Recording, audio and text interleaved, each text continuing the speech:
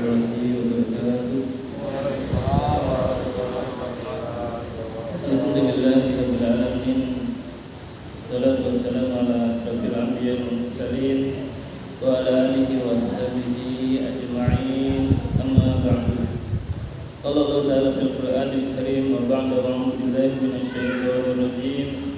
Ya ayyuhalladzina amanu taqullaha haqqa tuqatih wa la tamutunna illa wa antum muslimun.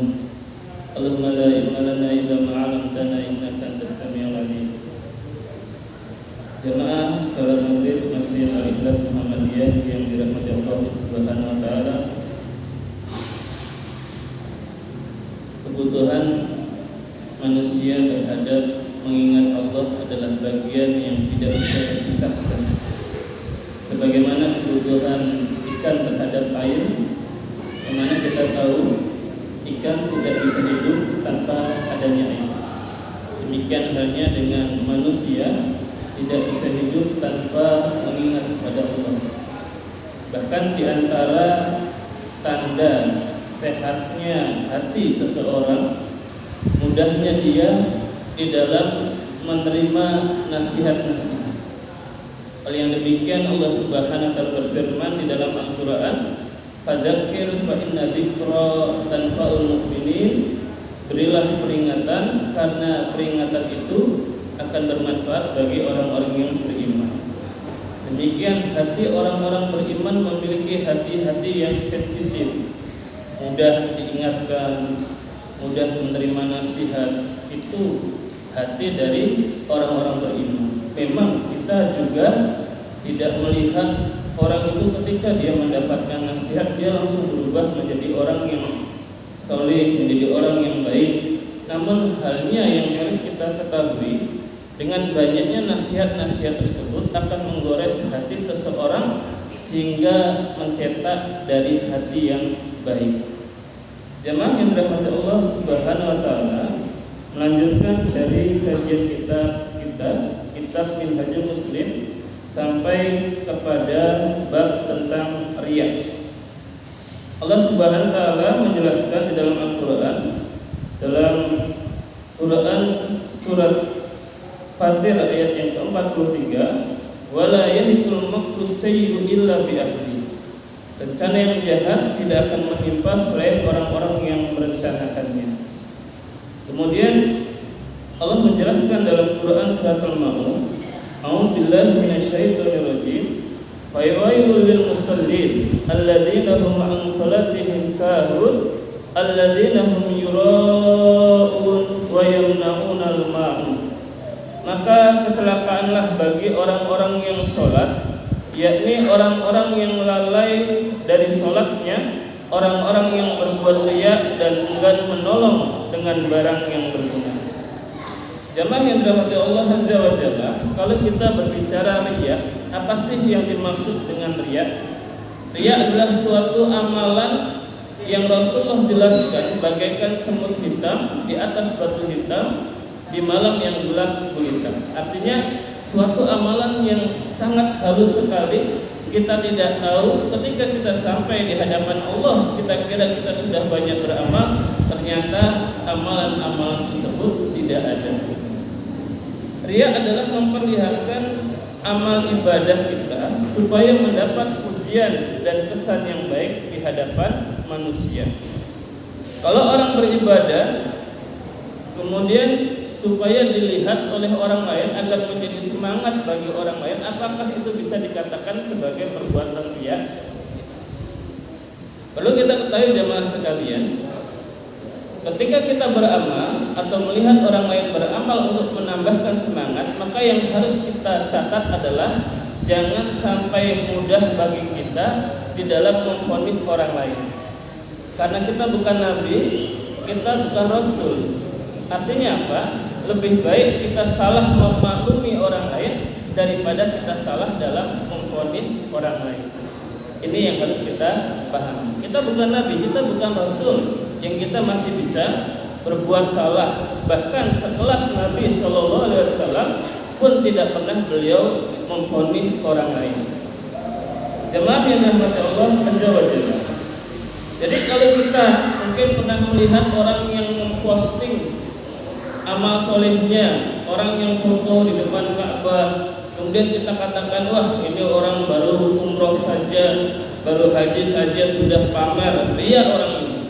Ataupun kita melihat orang yang dia berada di dalam majelis taklim, kita pernah datang, kemudian dia foto yang menyampaikan materi, kemudian dia pasang di Facebooknya, pasang di WhatsAppnya, alangkah tentramnya hati ini. Kemudian setelah kita melihat yang demikian, maka kita memvonis orang itu, wah baru datang di pengajian saja sudah merasa bangga, wah ini riya namanya. Kita tidak boleh memvonis orang seperti itu. Bisa jadi dia maksudnya dia memposting kegiatan dakwahnya, pengajiannya, bisa jadi untuk mengajak orang lain dari orang-orang yang biasa hadir di tempat-tempat yang tidak berguna, tempat yang berfoya-foya, dia ajak untuk, dia ingatkan untuk kembali menghadiri majelis-majelis taklim, bahwa setelah akan didapatkan ketenangan. Jamaah salat maghrib yang dirahmati Allah Subhanahu wa taala. Sama halnya ketika mungkin kita melihat ya di masjid-masjid mau Jumatan, ada yang membacakan, oh ini ada fulan namanya Mustafa, dia nyumbang 50 juta. Disebabkan diumumkan, maka kita mengatakan, wah orang ini lihat. Ini Ali, dia nyumbang 30 juta. Kita katakan, wah ria ini. Kemudian disebutkan lagi, wah Abdullah, hamba Allah, menyumbang 50 ribu. Ini baru ikhlas, ini saya ini. Nah ini masalah juga ya. Jadi kita tidak boleh memvonis orang lain sedemikian mudahnya. Dalilnya apa? Mari kita bahas tentang sahabat Rasulullah. Di antara sahabat yang sangat dicintai Rasulullah, namanya adalah Usamah bin Zaid.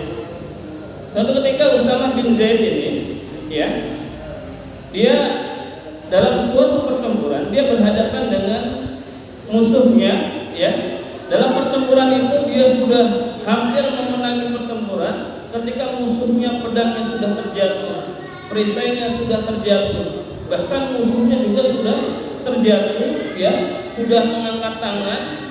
Dan saat itu sahabat Usamah bin Zaid, dia sudah ada di atas musuh tersebut, sudah tinggal dia menyabetkan pedangnya. Ketika dalam kondisi seperti itu, musuhnya yang hendak dia akhiri pertempuran itu mengucapkan kalimat syahadat, asyhadu an la ilaha illallah wa asyhadu anna muhammadar rasulullah. Saat itu sahabat Usamah bin Zaid itu sempat menghentikan pedangnya, namun kemudian dia lanjutkan lagi tebasannya. Nah, hal yang demikian ketika sampai kepada Rasulullah sallallahu alaihi wasallam, Rasulullah langsung menghukum, mendatangkan sahabat Usamah bin Zaid ya. Ditanya oleh Rasulullah, lima qatalta nafsul ladzi yashhadu an la ilaha illallah. Kenapa kau membunuh orang yang sudah mengucapkan bersaksi tidak ada ilah selain Allah dan aku adalah utusan Allah? Saat itu sahabat Usamah bin Zaid menjawab, ya Rasulullah, saat itu adalah suatu pertempuran. Saya khawatirkan ini adalah siasat saja, karena dia sudah kalah, sudah mau dikalahkan oleh aku, ya, sudah tinggal aku akhiri. Ini merupakan siasatnya Rasulullah. Dia mengucapkan kalimat syahadat supaya selamat di dalam pertempuran itu. Kalau dia memang berniat beriman, kenapa tidak sebelum pertempuran dia bersaksi, bersyahadat, dia masuk Islam? Kemudian apa yang dikatakan oleh Rasulullah SAW? Atas suku sadrah. Apakah kau sudah membedah hatinya, wahai Usamah bin Zaid? Sampai-sampai engkau sudah menghakimi seperti itu. Apakah kamu tahu isi hatinya? Akhirnya apa yang terjadi jamaah sekalian? Maka Rasulullah SAW menjatuhkan hukuman kepada Usamah bin Zaid dengan perintah untuk membayar jizyah kepada keluarganya 100 ekor unta. Inilah jamaah yang dirahmati Allah Subhanahu wa taala. Memang perbuatan riya adalah perbuatan termasuk perbuatan dosa besar. Suatu perbuatan yang dapat menggugurkan amal seseorang. Kenapa demikian? Karena Allah Subhanahu wa taala tidak menginginkan bahwa ridhonya Allah disandingkan dengan ridhonya manusia. Allah tidak suka. Namun halnya yang tidak kalah penting, tidak mudah bagi kita, jangan sampai begitu ringan bagi kita untuk memvonis orang lain bahwa dia telah berbuat riya. Ini pun merupakan suatu kesalahan yang besar. Lebih baik kita salah dalam memaklumi seseorang daripada salah kita memvonis seseorang. Jemaah Masjid Al-Ikhlas Muhammadiyah yang dirahmati Allah Subhanahu wa taala, demikian kajian riya kita. Mudah-mudahan kita terhindar dari perbuatan riya dan tidak kalah penting bagi kita untuk menjaga hati kita, mudahnya kita dalam berbuat kebaikan dan kita dijauhi dari perbuatan mudah memvonis orang lain. Demikian mari kita akhiri dengan doa bersama. Rabbighfir lana wa liwalidayna warhamhuma kama rabbayana shaghira.